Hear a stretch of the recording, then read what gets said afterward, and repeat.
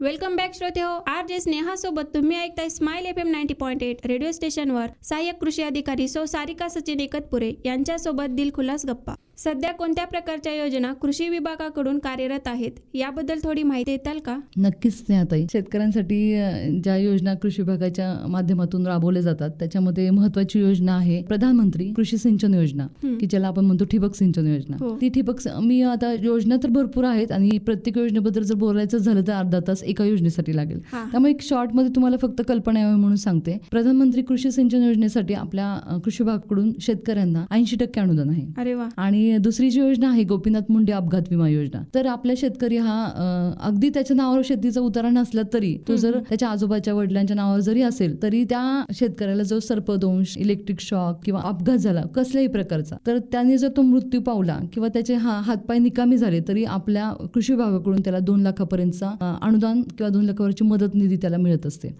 नंतरची योजना आहे कृषी यांत्रिकीकरण योजना.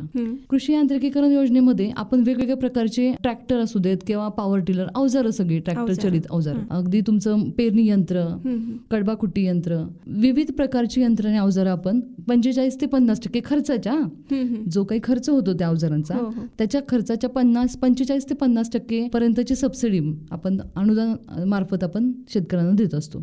नंतरचे जे आहे वैयक्तिक शेततळ्यासाठी योजना आहे. शेततळे आता सध्या सगळ्यात मोठा पाणी प्रश्न आहे, तुम्हाला माहिती आहे मॅडम. जवळजवळ सगळ्या शेतकऱ्यांनी शेततळे बनवलेत. हो, आणि ते प्रोत्साहनपर जे काही काळाची गरज पण आहे, खूप काळाची गरज आहे. कारण पाण्याचं इतका शॉर्टेज आहे. आता तुम्ही आताच पाहताय पावसाळा सीझन सुरू होऊन 2 महिने झाले तरी सुद्धा अजून पाऊस म्हणावासा पडलेला नाहीये आणि शेतकऱ्यांचं खूप नुकसान होतंय. ज्यांचे शेततळे आहेत ते खूप चांगल्या प्रकारे पिकं आणतायत, त्यांचं चांगलं प्रोडक्शन होतंय. पण ज्यांचे शेततळे नाही त्यांनी पेरणी करायची की नाही हा मोठा प्रश्न आहे. तर त्या वैयक्तिक शेततळ्याबरोबरच प्लास्टिक फिल्म अस्तरीकरण म्हणजे त्या शेततळ्याला लागणारं अस्तरीकरणाची सुद्धा योजना आपल्याकडे आहे. नंतरची जी आहे ते प्रधानमंत्री सूक्ष्म अन्न प्रक्रिया उद्योग योजना.